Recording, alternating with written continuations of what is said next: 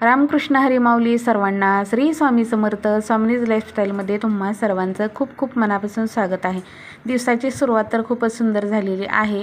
अशी सुरुवात जर आपली दिवसाची झालेली असेल तर दिवस खरंच खूप सुंदर जातो। कारण जर देवाच्या कुठल्याही गोष्टीपासून जर आपण दिवसाची सुरुवात केली तर दिवस आपला पॉझिटिव्ह जात असतो। आज तर दिवसभरामध्ये मी काय केले माहिती आहे? दुपारपासून जे 12:30 पासून जे मी आज ते कथा ऐकल्यात, तुम्हाला माहीत असतील प्रकाश महाराज साठे। हे जर कोणाला माहिती नसतील ना तर खरंच तुम्ही त्यांचे चॅनल आहेत ना ते बघा। आणि आपल्या यूट्यूबवर सुद्धा त्यांच्या खूप कथा आहेत। ते शिवपुराण किंवा गाथा हे बऱ्याचशा कथा आहेत ना ते सांगतात। आणि खरंच त्यांचं स्वतःचं आयुष्यसुद्धा इतकं स्ट्रगलचं होतं। अक्षरशः वयाच्या 5 वर्षाचे होते ते त्यावेळेस त्यांची आई गेलेली होती आणि दुसरीला ज्यावेळेस गेले होते ना तर त्यावेळेस त्यांचे वडील वारले होते। म्हणजे आई आणि वडील 1-2 वर्षाच्या कालातच त्यांचे गेले होते। लहानपण त्यांनी कसं जगलं, किती हे केलं, किती स्ट्रगल झाला, अक्षरशः त्यांना कोणीच आणि ज्यावेळेस कोणी नसताना तर त्यावेळेस परमेश्वर साथ देतो। तर हे त्यांच्याकडून शिकायला मिळतं आपल्याला। म्हणून आवर्जून आहे ना, ज्याला असं वाटतं की आयुष्यामध्ये आपण शून्य आहे, आपल्याकडं काहीच नाही, आपल्याला कोणीच नाही, असं जर ज्याला वाटत असेल ना तर त्याने आवर्जून त्या प्रकाश महाराज साठे यांचं आहे ना त्या कथा ऐकाव्या, त्यांची स्ट्रगल स्टोरी ऐकत जावी। खरंच खूप घेण्यासारखं आहे काय। आणि मी तर नेहमीच ऐकत असते, पण आज मी खूप त्यांचे व्हिडिओ पाहिले, इतके व्हिडिओ पाहिले ना। मी नेहमीच ऐकत असते त्यांच्या कथा, कारण खूप ऐकण्यासारखे असतात।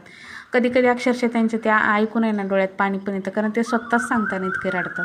इतकं भारी वाटतं ना, खरंच खूप भारी वाटतं। मागच्या काही वर्षांखाली आहे ना जे काही गोष्टी घडत होत्या, तर मी ना पूर्ण देवाला समर्पण केले। मी माझं स्वतःचा देह आहे ना पूर्ण देवाच्या चरणी अर्पण केलेलं आहे। मी सांगत असते माझ्या जीवनामध्ये जे काही चांगलं वाईट जे काय घडतंय हे सगळं तुझ्या कृपेने। त्याच्यामुळे ना कधीच कुठल्याच गोष्टीचं आपल्याला वाईट वाटून घ्यायचं नाही। जी काही गोष्टी असतात ना सगळ्या भगवंताच्या कृपेने घडत असतात। सगळं आपलं आयुष्य जे आहे ते भगवंताच्या चरणी व्हायचं, भगवंताला सांगायचं की तूच माझा करता करविता, जे काय आहे ते तूच सगळं आहे, तूच चांगलं वाईट जे काय आहे ते बघून घे परमेश्वरा, असं सांगायचं। आणि असं जर आपण सांगितलं ना तर खरंच आपण आयुष्यामध्ये इतके असं जर आपण भगवंतावर आपलं हे सोडून दिलं ना तर खरंच आपल्याला आपल्या आयुष्याची काळजी करायची काहीच गरज नाही। कारण तो सगळं काळजी करतो, तो सगळं जे आहे ते त्याचा कार्यवाह करत असतो।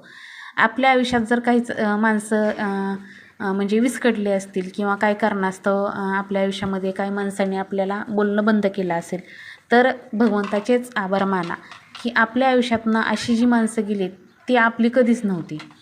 त्यामुळे भगवंताचेच आभार माना, कारण आहे ना हे भगवंतानीच केलेली लीला असते। कारण ज्या लोकांना आपलं काहीच चांगलं झालेलं बघवत नाही, ज्या लोकांना आपलं आहे ना आपलं चांगलं झालं तर त्या लोकांना वाईट वाटतं आणि आपलं वाईट झालं तर त्या लोकांना खूप हसू येतं। अशी लोक आपल्या आयुष्यात नकोच आहेत आणि म्हणूनच भगवंत आपल्याला अशी लोक आपल्या आयुष्यातनं बाजूला करत असतो। आणि मी तर खूप देवाचं ह्या एवढ्या वर्षांमध्ये जी मी देवाची भक्ती करते, जी मी स्वामी सेवा करते, जी मी प्रत्येक देवाची सेवा करते ना तर हे खरंच देवाच्या कृपेमुळेच मी आज इतकी आनंदी आणि खुश आहे।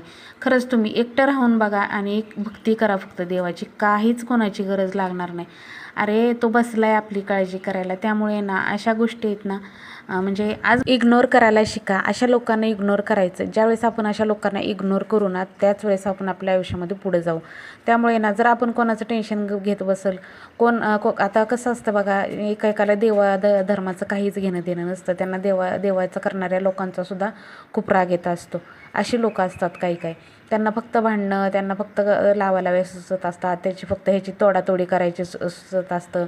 अशा लोकांपासून खरंच आपण म्हणूनच म्हणते ना की भगवंतानेच आपल्याला अशी लोक आहेत ना आपल्या आयुष्यातनं कमी केलेले असतात। त्यामुळे आपले देवाचे आभार मानायचे आणि आपला दिनक्रम जो जसा चाललेला आहे ना तो तसाच चालवायचा, कारण त्याच्या इतकं सुख कुठेच नाही। भगवंताच्या चरणाशी जे सुख आहे ना तर ते सुख कुठंच मिळणार नाही आपल्याला। त्यामुळे ना नेहमी देवाचं करत राहायचं। कोणी आपल्या आयुष्यात आहे कोणी नाही ह्याचा कधीच विचार करत बसायचा नाही, तरच आपण आयुष्यामध्ये खरंच आणि 100% सक्सेस होणार। कसं आहे बघा, आपण म्हणतो माणसाने माणसासारखे वागावे, पण प्रत्येक माणूसच तसा नसतो। माणसाने माणसासारखे वागावे अशी लोक फार ह्या जगामध्ये कमी आहेत। त्यामुळे ना आपण माणसाने ना देवाच्या जास्त सानिध्यात राहायचं, देवधर्म करायचं। होता होईल तेवढं तुम्हाला इकडे तिकडं बसण्या उठण्यापेक्षा आपल्या त्या टायमिंगमध्ये आपल्या देवाच्या पोथी वाचायच्या, अगदीच आपल्याला काय वाचायला जमत नसेल तर मस्त अशी छान छान मोटिवेशनल ही असतात ना. आता जसं की तुम्हाला सांगितलं प्रकाश महाराज साठे यांचं, खरंच ताईंनो, खरंच तुम्ही ते ऐका, इतकं छान आणि इतकं म्हणजे ते इतकं सांगतात ना भारी. खरंच त्यांची जे कथा ऐकतील ना, जे त्यांचं सगळं जे चॅनल आहे बघा त्यांचा, त्या चॅनलवरती तुम्ही जाऊन सर्च करा, तुम्हाला समजेल. प्रकाश महाराज साठे जरी सर्च केलं तरी यूट्यूब चॅनल येऊन जाईल. आणि त्यांचं ते व्हिडिओ पहा, छोटे छोटे 1-1 मिनटाचे 2-2 मिनटाचे सुद्धा असतात आणि काही काही 30-30 मिनटाचे सुद्धा मोठे व्हिडिओसुद्धा असतात. खूप काही शिकण्यासारखं, खूप काही घेण्यासारखं आहे. आणि डिप्रेशनमधून जर कोणाला बाहेर निघायचं असेल ना तर खरंच त्यांचे व्हिडिओ पहा तुम्ही. खूप म्हणजे खूप तुम्ही तुमच्या जीवनामध्ये खरंच पुढं जाल. कसं आहे, आपण एका जागेवरच अटकून बसायचं नसतं, आयुष्यामध्ये पुढं चालत राहायचं असतं. आयुष्यामध्ये ज्यावेळेस आपण पुढं चालत राहू ना त्यावेळेस आपल्याला सक्सेस एक ना एक दिवस मिळत असते. वाईट वेळ आली म्हणून खचून जायचं नाही. वाईट वेळ ज्यावेळेस येते ना तर तिथूनच खरं नव्या पर्वाला सुरुवात होत असते. त्यामुळे ना वाईट वेळेत खचून जाण्यापेक्षा आपलं नेहमी परमार्थाचं करत राहायचं. वाईट वेळ, चांगले ऊन सावलीचा खेळ असतो. चांगले दिवस पण येत असतात, वाईट पण येत असतात. प्रत्येक दिवस हा जाणारच असतो. त्यामुळे ना भगवंताच्या सानिध्यात राहिलं ना तर खूप म्हणजे खूप आपण सावलीत राहिलं, त्याच्या सानिध्यात राहणं म्हणजे त्याच्या सावलीत राहिलं ना तर वाईट वेळालासुद्धा आपण हसत हसत सामोरे जाऊ. आणि माझी पाठीमागं तुम्हाला मी सांगितलं, म्हणजे बऱ्याच व्हिडिओमध्ये सांगितलेलं आहे माझे दिवस कसे होते, मी कसे दिवस काढलेले आहेत. आज असे दिवस आले म्हणजे प्रत्येकजण स्ट्रगलमधून जात असतं, पण प्रत्येक स्ट्रगलच्या टायमिंगला जर आपण कोणाची साथ घेतली किंवा जर आपण स्ट्रगल ज्यावेळेस असेल आपल्याला तर त्यावेळेस आपण कोणाच्या उपकाराखाली जर दबू तर आयुष्यभर आपल्याला तिथंच त्याच व्यक्तीच्या उपकाराखाली दबावं लागतं. त्यापेक्षा आपण आपल्या वाईट काळामध्ये, आपल्या स्ट्रगलमध्ये जर आपण भगवंताची आणि चांगल्या आणि वाईट दोन्ही काळामध्ये जर भगवंताची सेवा करत राहिलं ना तर आपण आहे ना आपल्या आयुष्यामध्ये आपल्याला भगवंत तारून नेत असतो. त्यामुळे ना वाईट काळ असो किंवा चांगला काळ असो, भक्ती ही देवाची करायची सोडायची नाही. आता वाईट काळ हा जाणारच असतो आणि चांगला काळसुद्धा.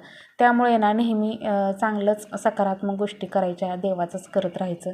आणि मी परवाच्या व्हिडिओमध्ये जसं की तुम्हाला सांगितले, आपल्याला परमार्थ करत करत आपल्याला संसार करायचा आहे. परमार्थ करत करत जर आपण संसार केला ना तर संसाराला गोडी येते. आणि त्यामुळे ना आपण किती पण मोठे मोठे संकट येऊ द्या, ती पेलायची ताकद आपल्याला भगवंत देत असतो.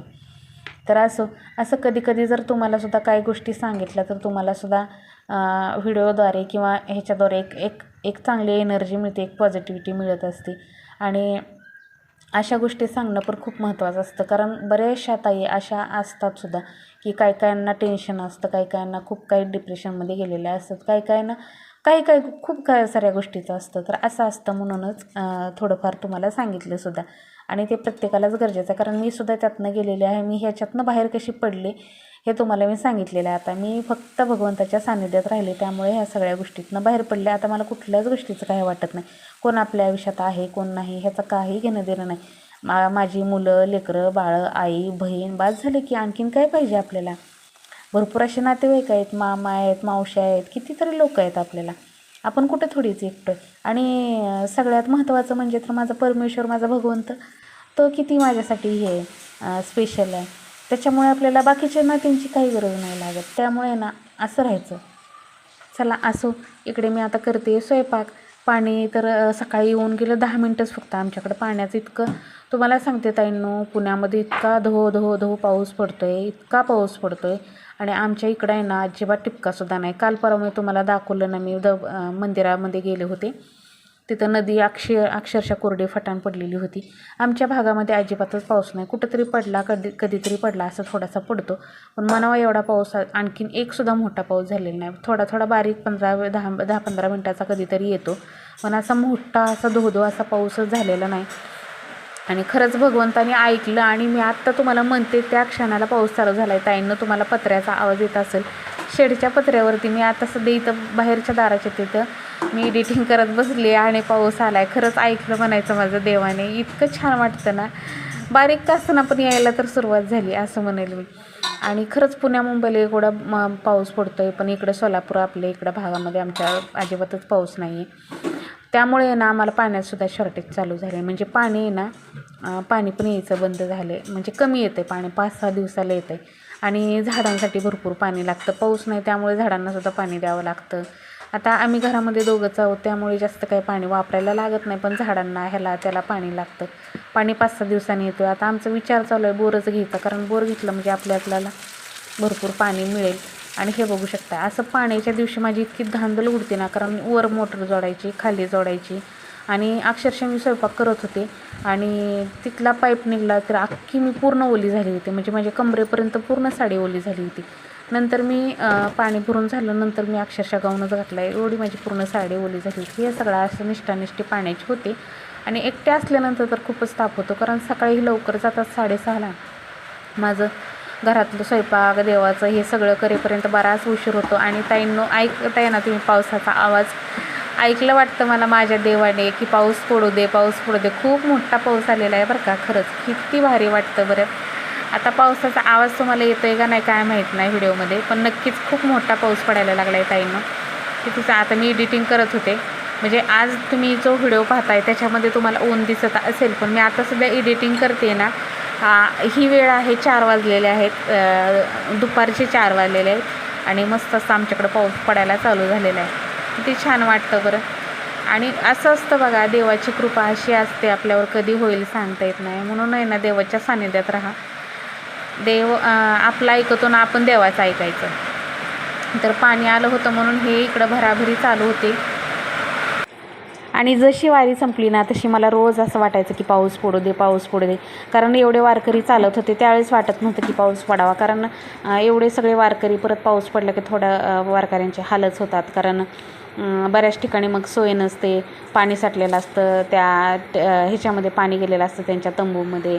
तर असं होतं. आमची आईसुद्धा वारीला गेलेली आहे बरं का.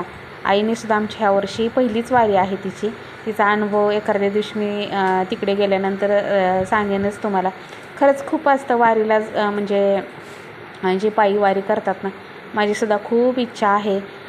काय माहिती कधी पूर्ण होते, कारण जोपर्यंत आपल्याला आपल्या म्हणजे मुलांचं जोपर्यंत आपल्या हे असतं, म्हणजे मुलं मोठी होत नाहीत, घरात एखादं व्यक्ती करण्यासारखं किंवा पाठीमागचं बघण्यासारखं येत नाही, तोपर्यंत आपल्याला आहे ना अशा गोष्टी करता येत नाहीत. घरामध्ये मी एकटीच असल्यामुळे ना बाकीच्या सगळ्या गोष्टी ह्या अवघड होतात. त्यामुळे ना इच्छा तर खूप आहे वारी करायची. बघू, भगवंताने त्याच्या मनावर घेतलं ना तर तीसुद्धा इच्छा पूर्ण होईल.